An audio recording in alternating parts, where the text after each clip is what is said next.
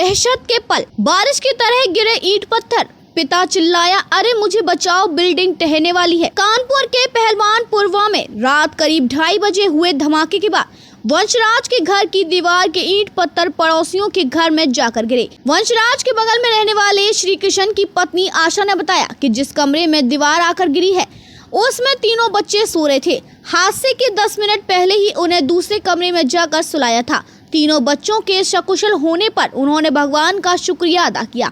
आशा ने बताया कि धमाका इतना जोरदार था कि दीवार का एक हिस्सा तो पूरा ही उनके घर के एक कमरे की छत पर गिर गया। कमरे में सो रहे 16 साल के राहुल ने बताया कि भाई दीपू और बहन कोमल भी साथ में थी। अचानक छत पर कुछ भारी सा गिरने की आवाज आई। इस बीच मां भी भाग कर आई। बाहर निकलकर देखा तो बगल के घर की पहली मंजिल की दीवारें ही गायब थी। अपने मकान की छत पर खाट लगाए सो रहे थे।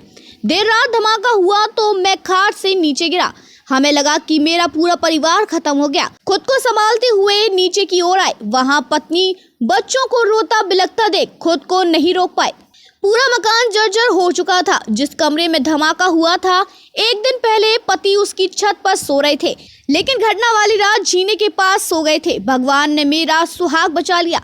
इधर बच्चे बहू भी धमाके से सहम गए। श्यामा देवी मकान मालिक की पत्नी देर रात खाना खाकर सो रही थी। धमाके की आवाज सुनकर पहले तो डर गई, इसके बाद हिम्मत बांधकर बाहर आई। बाहर का नजारा देख शोर मचाया तो लोग घरों से बाहर आए।